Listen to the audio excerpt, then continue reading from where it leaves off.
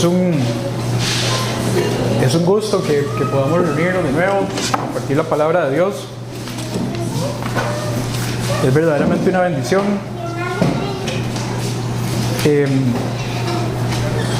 Y hoy, para empezar, vamos a recordar un poco lo que hemos venido hablando en las últimas semanas. Recordemos que hemos venido estudiando el capítulo 8 de la segunda carta a los Corintios. Todo este capítulo 8 ha estado girando en torno al tema de las ofrendas. Y específicamente el capítulo 8 describe el proceso por el cual se dio la recolección y la administración de las ofrendas para apoyar las necesidades del cake. Es algo sobre lo que hemos venido conversando en las últimas 3 semanas. Ahora, este pasaje trata sobre una situación específica, como ya les mencioné, la recolección de las ofrendas para la iglesia de Jerusalén. Y fue escrito por Pablo con un objetivo específico, para una iglesia en específico y en un momento del tiempo en específico. Sin embargo, nosotros que sabemos que la Biblia es la voluntad revelada de Dios, encontramos que en este pasaje podemos utilizar o podemos encontrar un modelo bíblico de cómo debe darse la recaudación de las ofrendas y la administración de las ofrendas dentro de la iglesia. Entonces, como les digo, hoy vamos a enfocarnos en este modelo bíblico y es en lo que vamos a profundizar el día de hoy. En las últimas semanas estuvimos conversando sobre el concepto de la ofrenda como un medio de gracia que el Señor nos ha dejado para adorarlo por medio de nuestros bienes materiales. Y también estuvimos hablando de que la ofrenda es este medio de gracia en el que también el Señor nos hace partícipes del crecimiento de su reino y de la expansión del Evangelio, primeramente en nuestra comunidad inmediata o nuestra iglesia local y también en la iglesia universal. De modo que ya tenemos claro lo que es una ofrenda y ya tenemos claro la manera en la que debe ofrendarse, y hoy vamos a enfocarnos en cómo debe darse esa recolección y cómo debe administrarse esa recolección según el modelo bíblico que encontramos en el pasaje del capítulo 8. Ahora, antes de iniciar, quisiera mencionar que nunca debemos ver el tema de las ofrendas como un tema de menor importancia o como algo que no es tan fundamental para la vida cristiana. Sin embargo, más bien tenemos que verlo como todo lo contrario, como algo de muchísima importancia, porque la posición de nuestro corazón con respecto a los bienes materiales y específico con respecto al dinero, como ya lo hemos venido hablando las últimas 3 semanas, es algo de mucha importancia. Ahora, quizás alguien podría decir, bueno, en realidad yo no necesito ofrendar para ser salvo, y estaría en lo correcto. Nuestra salvación viene únicamente a través de la fe en Cristo Jesús. El ladrón que estaba al lado de la cruz, cuando Cristo fue crucificado, ese ladrón probablemente nunca dio ni una sola ofrenda a la iglesia, ¿verdad? Y sin embargo, nosotros podemos tener absoluta certeza de que ese ladrón está hoy con el Señor, ¿cierto? Entonces sí, en efecto, las ofrendas no determinan nuestra salvación ni determinan nuestro estado delante de Dios de ninguna manera. Mas sin embargo, tenemos que ser muy claros en que si somos creyentes y por tanto conocemos al Dios verdadero, y si conocemos al Dios verdadero, amamos al Dios verdadero, y si amamos al Dios verdadero, vamos a amar a su iglesia. Y si amamos a la iglesia, por tanto, las necesidades materiales de la iglesia deben ser algo importante para nosotros, ¿cierto? Algo de muchísima importancia. Pero como les decía, la cadena inicia en que amamos primeramente a Dios y por tanto amamos su iglesia, y si amamos su iglesia, amamos las necesidades materiales que puedan originarse en la iglesia y en la comunidad inmediata donde estamos y en la iglesia universal también. Entonces, vamos a leer en la segunda carta a los Corintios, en el capítulo 8, y vamos a empezar en el versículo 16 y vamos a leer hasta el versículo 24. Entonces voy a leer para ustedes en Nueva Biblia de las Américas, en el versículo 16. Dice: pero gracias a Dios que pone la misma solicitud por ustedes en el corazón de Tito, pues él no solo aceptó nuestro ruego, sino que siendo de por sí muy diligente, ha ido a ustedes por su propia voluntad. Junto con él hemos enviado al hermano cuya fama en las cosas del Evangelio se ha divulgado por todas las iglesias.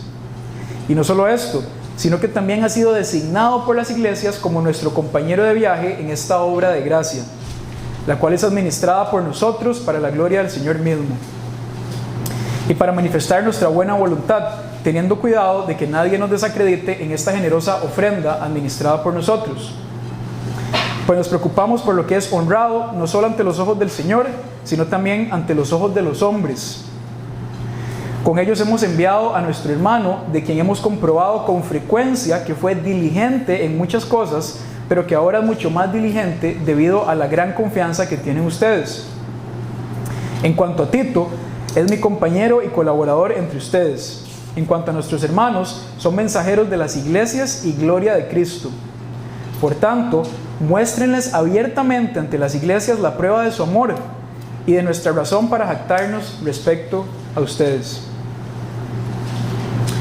Vamos a hacer una oración para iniciar con el mensaje de hoy.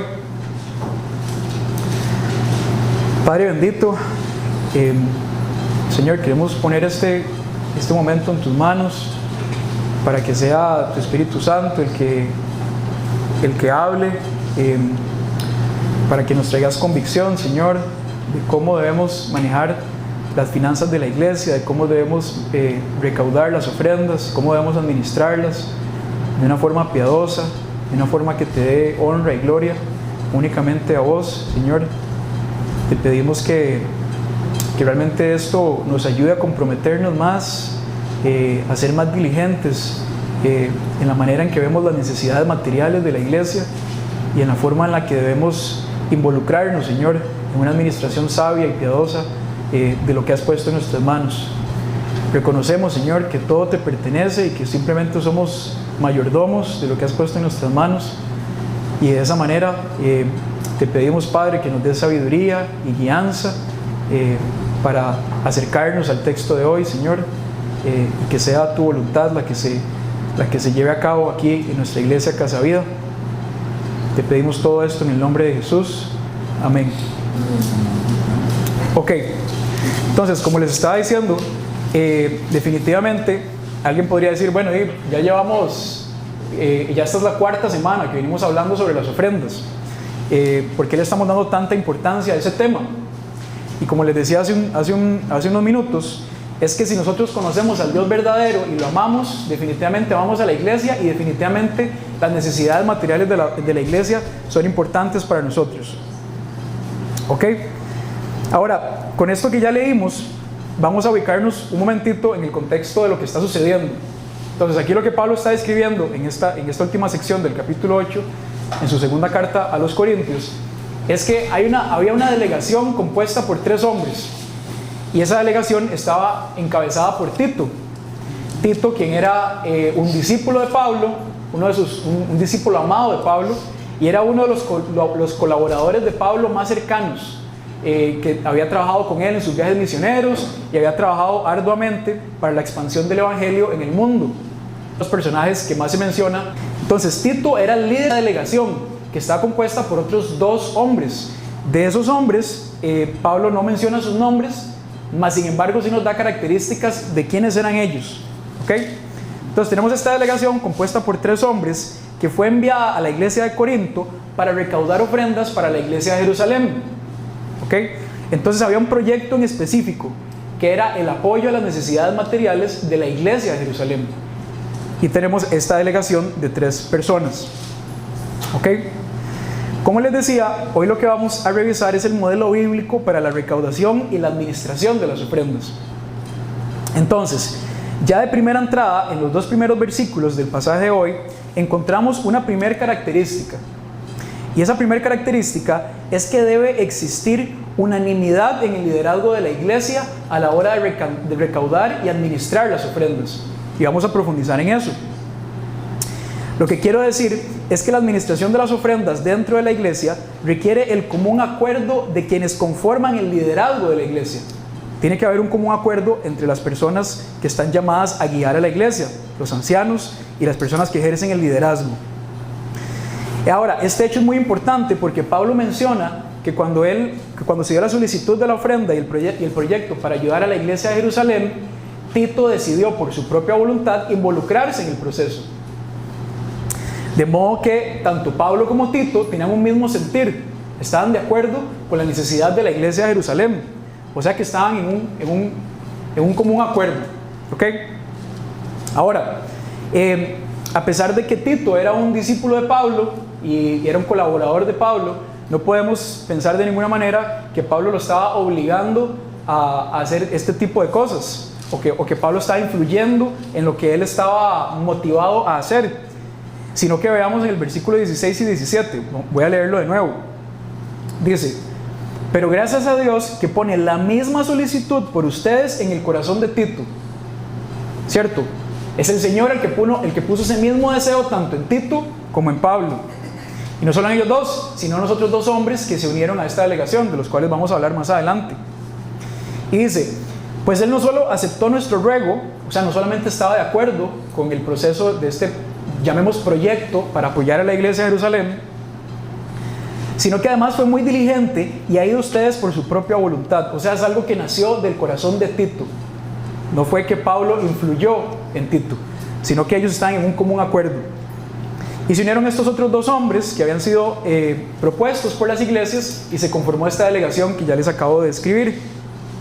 Entonces, como les decía, una primera característica es que debe existir ese común acuerdo entre las personas que ejercen el liderazgo a la hora de recaudar y administrar las ofrendas, como lo vemos aquí en el 16 y el 17. Ahora, vamos a tomarnos un minuto para pensar en lo que esto implicaba.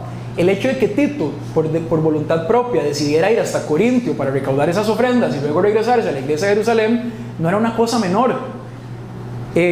No es como hoy en día, ¿verdad? Que si hay una necesidad en una iglesia o hay alguna necesidad dentro del pueblo de Dios, simplemente lo mencionamos en el grupo de WhatsApp y entonces pedimos unos Simpemóvil y la gente hace un Simpemóvil, ¿verdad? O tal vez abrimos una campaña de GoFundMe, o creo que aquí utilizamos otro que se llama como GiveSend y algo así, ¿verdad? Entonces se hace una campaña en internet y la gente entonces ahí dona y buenísimo, y en unas, ¿verdad? Facilísimo, la gente se mete a su celular, hace su donación y todo muy bien. Estamos hablando de personas que vivieron en el primer siglo. Entonces, para que Tito de su propia voluntad tuviera que ir hasta la iglesia de Corinto a recaudar esas ofrendas, era algo que implicaba un trabajo arduo y un esfuerzo grande. Tenía que caminar días, probablemente, ¿verdad? Moverse a pie o tal vez en un burro, ¿verdad? En esa época, o tomar un barco que lo llevara hasta el puerto de Corinto y luego regresarse con todos los riesgos que eso implicaba. Recordemos que Pablo naufragó una vez. En la historia del buen samaritano nos damos cuenta de que era común que hubieran bandidos y ladrones en los caminos y tenían que dormir a la intemperie. Y podemos imaginarnos que una vez que llegó a la iglesia de Corinto, entonces probablemente lo que iba a recoger era una bolsa gigante con un montón de monedas pesadísimas, monedas del primer siglo, imagínense eso. O sea, era un trabajo bien complicado y que además involucraba ponerse ellos mismos en cierto riesgo, el riesgo de que los asaltaran, de que les pasara algo en el camino. O sea, había un esfuerzo físico. Entonces, viendo que todo esto era una cuestión complicada, era algo que no se podía tomar a la ligera, nos podríamos preguntar, ¿por qué Tito habría hecho esto? ¿Por qué tomó la decisión de haber ido hasta la iglesia de Corinto a recaudar esas ofrendas para llevarlas a la iglesia de Jerusalén? ¿Qué es lo que lo motivaba? ¿A alguien se le ocurre? El amor a la iglesia. Sencillo, ¿verdad? Simplemente el amor que Dios había depositado en su corazón por la iglesia era lo que motivaba a Tito a hacer todo eso. Porque Dios puso en su corazón el amor necesario para hacerlo. Ahora, el hecho de que Dios puso en el corazón de Pablo y en el de Tito la misma pasión por apoyar el proyecto de la iglesia de Jerusalén, y que además puso ese mismo deseo en los otros dos hombres que acompañaban a Tito, eso ya de por sí nos confirma que en efecto ese proyecto era la voluntad de Dios. ¿Ok? Entonces, esta es la primera característica que encontramos. Había una unanimidad, había un común acuerdo entre los líderes de la iglesia para llevar a cabo un proyecto, y eso confirmaba que lo que estaban haciendo era la voluntad de Dios. No existe dentro de la iglesia una administración bíblica de los fondos que respondan exclusivamente a la visión y a las ideas de una sola persona. Eso no existe en lo que encontramos dentro del relato bíblico, sino que la administración y la supervisión de los fondos o de los bienes financieros de la iglesia corresponden a un grupo de personas, ancianos y líderes que conforman esa iglesia. Entonces, encontramos que la bendición de Dios se da cuando existe esta pluralidad de hombres piadosos encargados de guiar a la iglesia. Ahora, ¿por qué esto debe ser así? ¿Por qué debe existir este grupo de personas que guían a la iglesia? Bueno, por varias razones. Por varias razones. La primera y la más básica es porque es lo que encontramos en la Biblia. Pero vamos a enfocarnos en dos razones importantes que vamos a describir. Primero, para las personas que conforman el liderazgo de la iglesia, que están encargados de guiar las decisiones que se toman en la iglesia y administrar los fondos que la iglesia genera, pero también para todos y cada uno de los miembros de la iglesia. ¿Okay? Una de esas primeras razones, o la primera razón, es porque esto provee una verdadera rendición de cuentas. Y esto es fundamental. La vida cristiana se vive en comunidad y el Señor nos manda a rendir cuentas entre nosotros. Eso es algo que es fundamental para la vida cristiana. Proverbios 27, en el versículo 17, nos dice lo siguiente, y voy a reforzar esta idea con diferentes pasajes bíblicos. Proverbios 27, 17 nos dice lo siguiente: como el hierro se afila con hierro, así un amigo se afila con su amigo. Es un verso que lo que nos describe es cómo los hermanos en la fe se fortalecen mutuamente al confrontarse y corregirse con amor, ¿cierto? Así como el hierro se afila con el hierro, así un amigo afila al otro.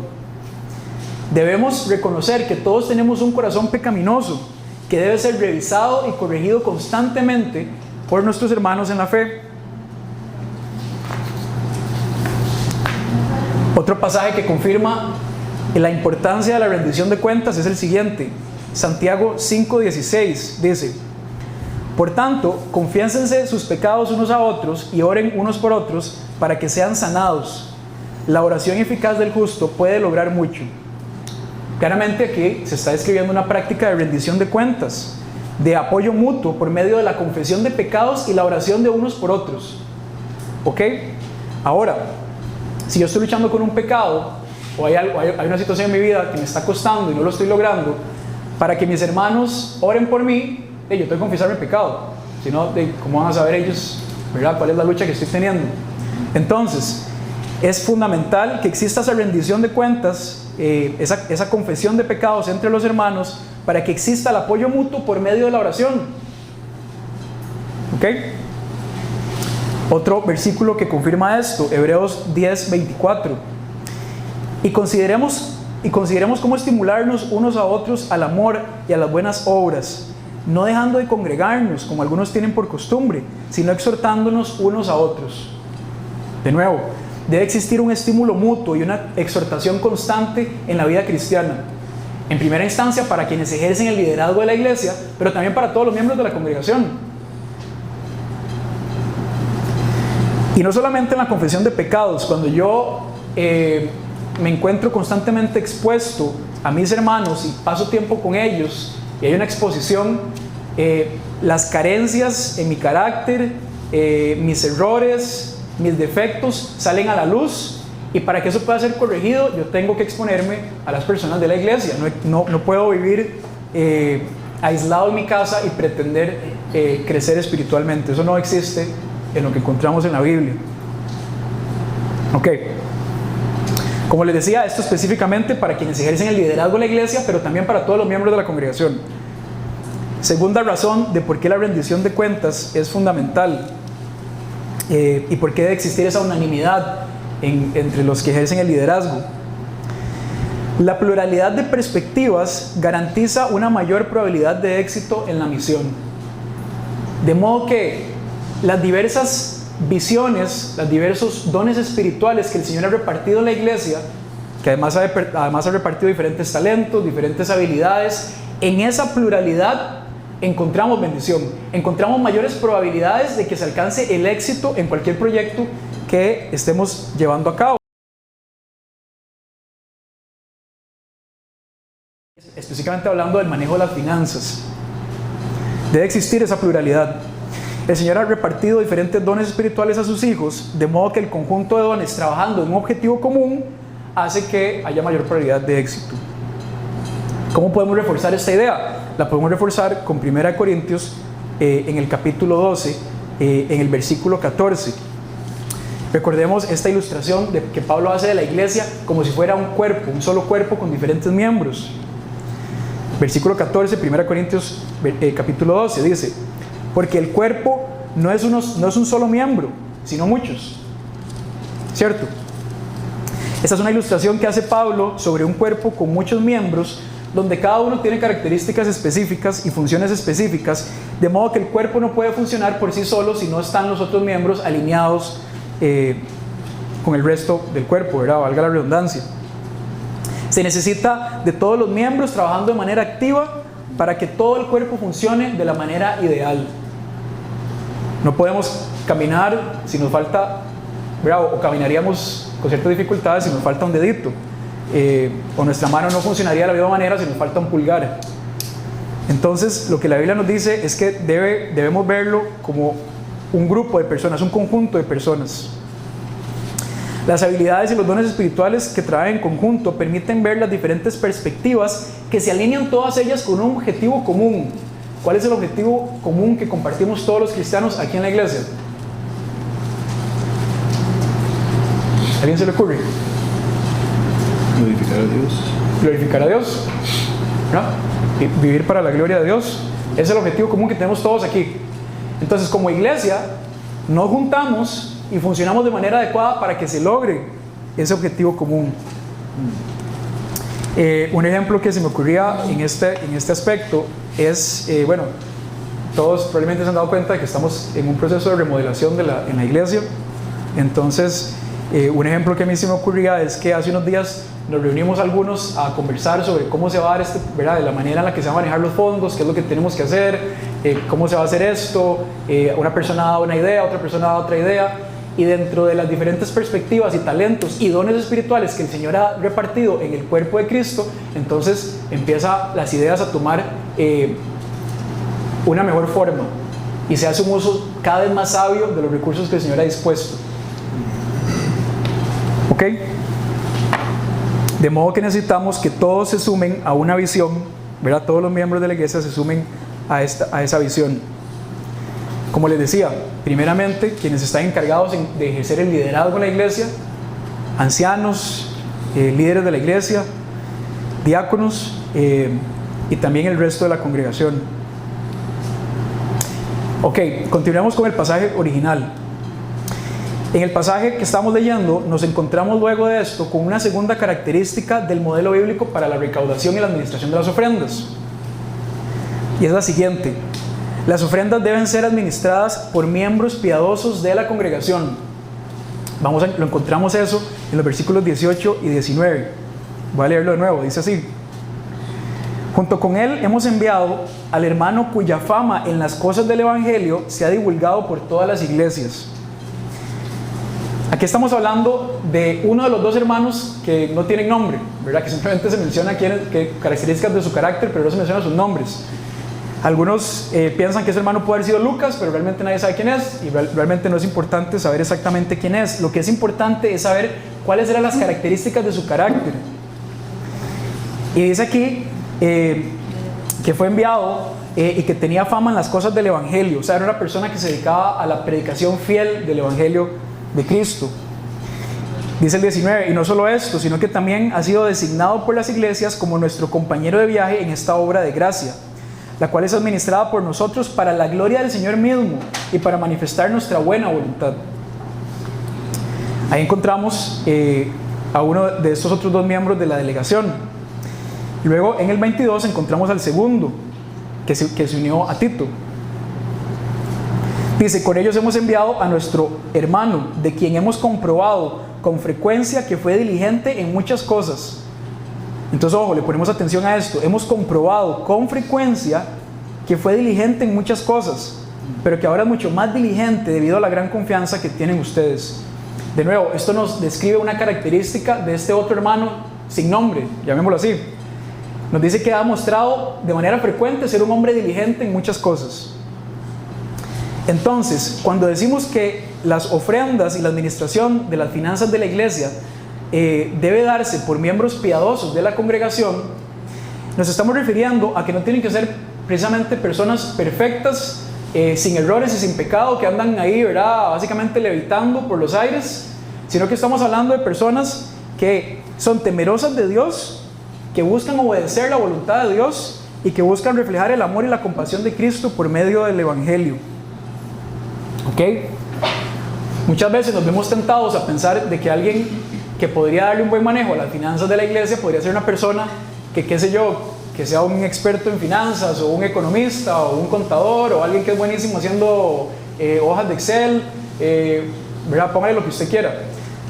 Pero realmente nada de eso le importa al Señor. Al Señor lo que le importa es el corazón, como vimos en la prédica de Manu hace una semana.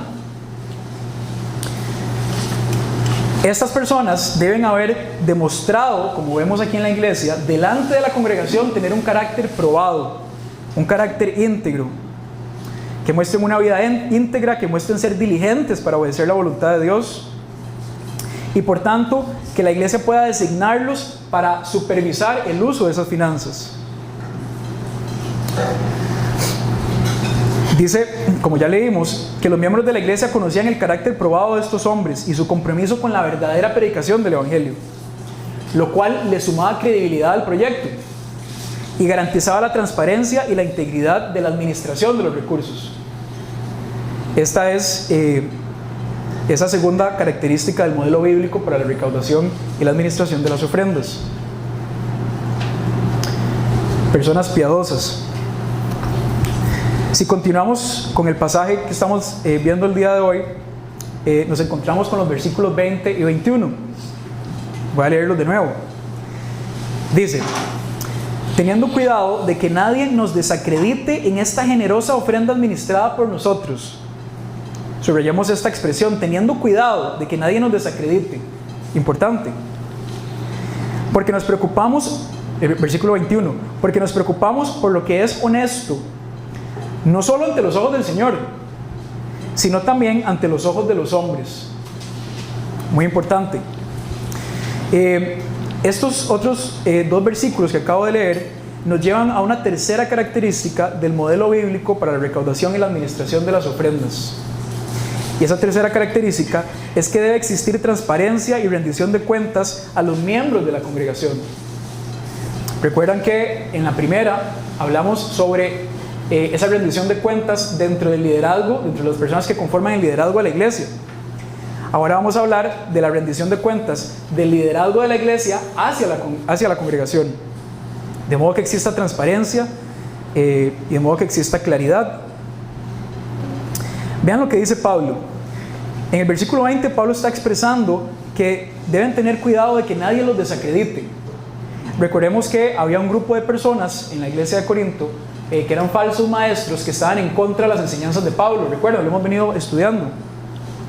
Pablo estaba consciente de eso y por tanto él se estaba adelantando a lo que podía suceder. Y vean que Pablo dice que no nos preocupamos por lo que es honesto, no nos preocupamos por lo que es honesto solo ante los ojos del Señor, sino también ante los ojos de los hombres. Y de pronto alguien podría decir, bueno, básicamente lo que Pablo está diciendo ahí es que a él le preocupaba de alguna manera lo que las personas pudiesen pensar de ellos, de esa delegación o de él, ¿cierto?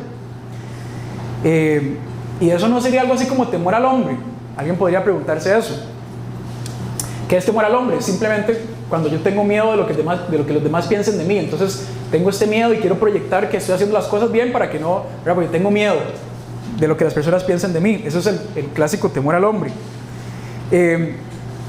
Pero si yo estoy haciendo algo con rectitud delante de Dios, ¿debería entonces preocuparme porque los demás piensen de mí? Bueno, según lo que Pablo está diciendo, sí, ¿verdad? Porque, de nuevo, porque no solo lo que es honesto delante de los ojos de Dios, sino también ante los ojos de los hombres. Entonces, específicamente hablando de la rendición de cuentas dentro de la administración de los recursos de la iglesia, vemos que debe existir esa transparencia ante los ojos de los hombres de que lo que se está haciendo dentro de la voluntad de Dios. Ok. Ahora, ¿Cómo podemos soportar esto con otro pasaje de la Biblia? Como les decía, Pablo no está mencionando esto por temor al hombre, sino porque se está adelantando a los ataques que el enemigo podría crear en los miembros de la iglesia cuando no existe total claridad y transparencia. Si hay algo que podría utilizar el enemigo para generar división, discordia, conflictos, dudas, chismes, broncas de todo tipo, si hay algo que el enemigo podría utilizar, es el dinero. ¿Sí o no? ¿Verdad? Bueno, el enemigo puede utilizar muchas cosas, pero el dinero probablemente estaría dentro de las que más utiliza para generar este tipo de problemas dentro de la iglesia. Por tanto, Pablo, sabiendo esto, se está adelantando a lo que podría suceder si las cosas no se manejan con total claridad y transparencia para los miembros de la iglesia.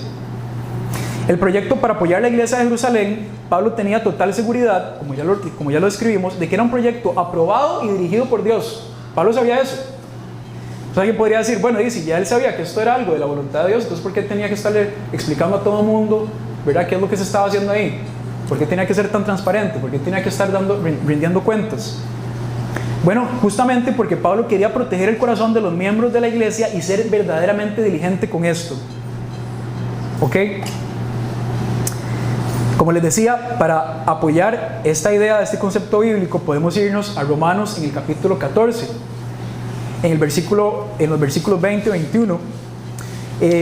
Y si recordamos este capítulo, Pablo ahí estaba describiendo cómo él se abstenía o cómo deberíamos los cristianos abstenernos de hacer ciertas cosas, aunque no sean pecaminosas en sí, si esas cosas van a ser piedra de tropiezo para nuestros hermanos. En Romanos 14, 21, Pablo dice lo siguiente: es mejor no comer carne, ni beber vino, ni hacer nada, y cuando dice nada, es nada, en que tu hermano tropiece. Romanos 14, 21. Pablo hace énfasis en actuar de forma considerada hacia los demás creyentes, especialmente aquellos cuya conciencia puede ser más sensible o que pueden tener una fe más débil. Aunque algo no sea pecado en sí mismo, si hacerlo llega a herir la conciencia de otro, es mejor abstenerse por amor. Eso es lo que Pablo estaba describiendo en el capítulo 14 de Romanos. Comer carne para algunos de los judíos era un acto pecaminoso, así como beber vino también.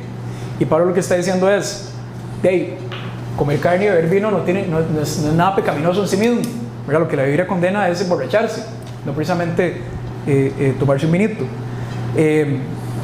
Pablo está diciendo, eso no es pecaminoso en sí mismo, pero si al hacer eso yo voy a generar que mi hermano tropiece, o voy a generar que mi hermano se sienta ofendido, o voy a herir la conciencia de mi hermano, entonces no lo hago. Entonces, si utilizamos esto y lo conectamos con lo que acabamos de ver en los versículos 20 y 21, podemos entender que esa transparencia en la rendición de cuentas desde el liderazgo hacia la iglesia es algo fundamental. Y vean que la sabiduría de Dios es fielmente reflejada acá en que cuida el corazón de sus ovejas de forma diligente, cortando cualquier duda e intriga incluso antes de que llegue a generarse. O sea, Pablo ya iba varios pasos adelante de lo que el enemigo podía hacer con todo el tema de la ofrenda a la iglesia de Jerusalén. Incluso antes de que llegue a generarse, de modo que las decisiones, las causas y los objetivos del proyecto para apoyar la iglesia de Jerusalén eran claramente expuestos y supervisados por hombres piadosos que además estaban en común acuerdo. ¿Ok? Entonces, la razón de que el motivo de que debemos ser diligentes en escoger hombres piadosos, líderes que tomen y que supervisen estas decisiones, es para mostrar un carácter íntegro y una conducta recta. Sigamos ahí y nos encontramos el versículo 23. Dice el 23: en cuanto a Tito, es mi compañero y colabora entre ustedes. En cuanto a nuestros hermanos, refiriéndose a los otros dos que no tenían nombre, dice que son mensajeros de las iglesias y gloria de Cristo.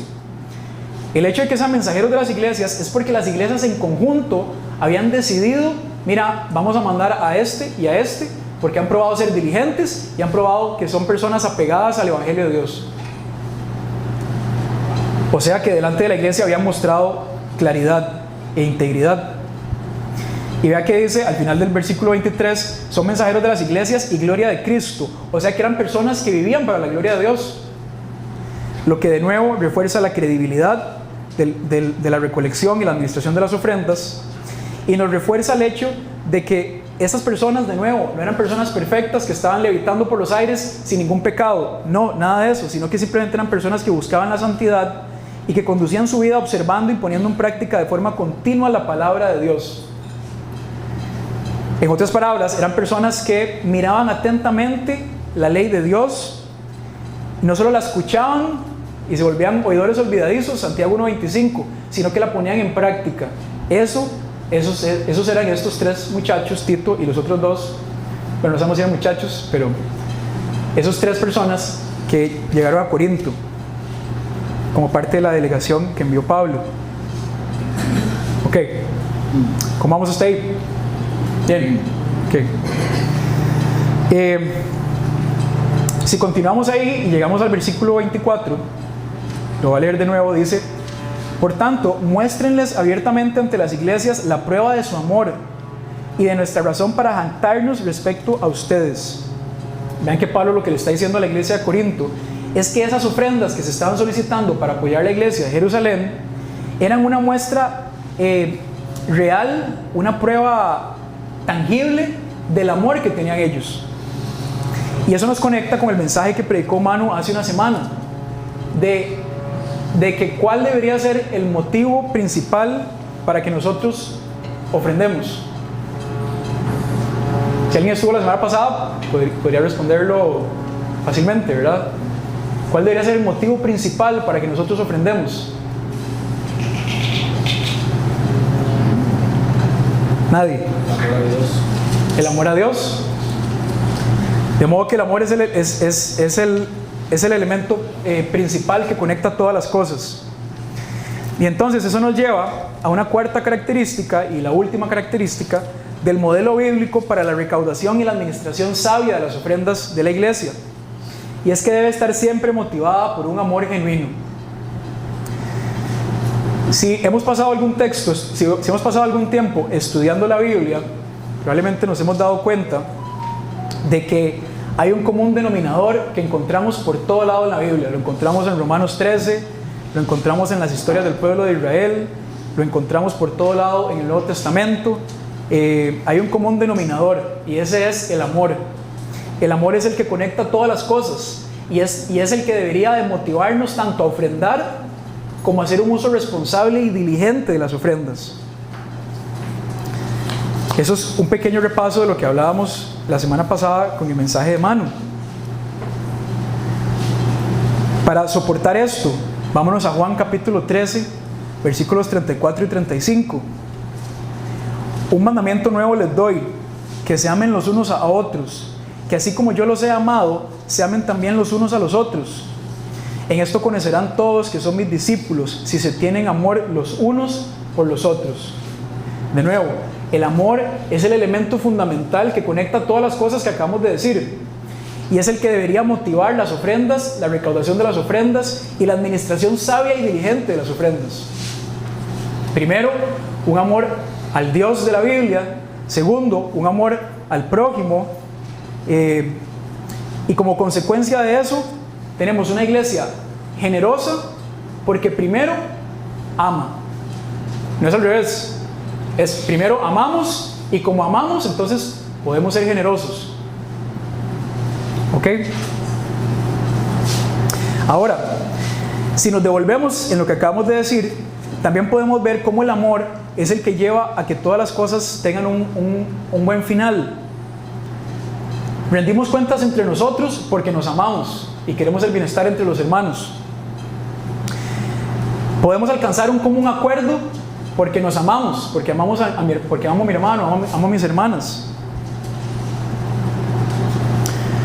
Podemos también llegar a ser personas, hombres piadosos, porque amamos al Dios de la Biblia y queremos agradarle y queremos hacer su voluntad. Podemos tener un objetivo en común, todos nosotros, primeramente porque amamos a Dios y como consecuencia de eso, porque amamos a los demás. o como consecuencia de eso, amando a los demás. Como les decía, una iglesia amorosa es siempre una iglesia generosa. Eso es una regla. Una iglesia amorosa siempre va a ser una iglesia generosa. Entonces, vemos cómo el amor que el Señor ha depositado en nosotros es el común denominador que hizo que Tito fuera hasta Corinto para luego pasar todo ese viaje y todas esas penurias junto con estos otros dos hermanos para luego volverse a la iglesia de Jerusalén. El amor que el Señor puso en nosotros es el que nos hace pensar en cómo vamos a trabajar para la remodelación de la iglesia, de modo que haya una rendición de cuentas clara y de modo que haya un común acuerdo entre todos, un objetivo común. El amor es el que hace que yo pueda exhortar a mi hermano cuando mi hermano está cayendo en una falta, en un pecado, para poder restaurarnos el uno y el otro. El amor es el que hace que podamos realmente preocuparnos por el bienestar espiritual de los demás. Aun si lo que yo estoy haciendo está dentro de la voluntad de Dios, por amor yo quiero ir más allá y ser más diligente para que haya claridad en todas las cosas que se llevan a cabo, específicamente hablando del manejo de las finanzas en la iglesia. Ahora, ¿cómo se ve ese amor? ¿O qué es ese amor? Y esto conecta con el Evangelio. ¿Por qué? Porque no va a haber ningún mensaje aquí que nunca conecte con el Evangelio, sino que todo tiene una común conclusión, que es el Evangelio. Nosotros podemos amar a los demás y podemos hacer un uso amoroso de los recursos que el Señor nos ha dado si entendemos cómo Cristo nos amó primero, en que siendo pecadores y estando perdidos en nuestros delitos y pecados y siendo enemigos de Dios, Cristo nos amó y murió por nosotros, haciéndose un ser humano, caminando con nosotros para traer libertad y para traer salvación. Es en el ejemplo de Cristo en el que encontramos el verdadero modelo para hacer un uso eficiente, un uso piadoso de las ofrendas de Dios, siempre motivado por el amor.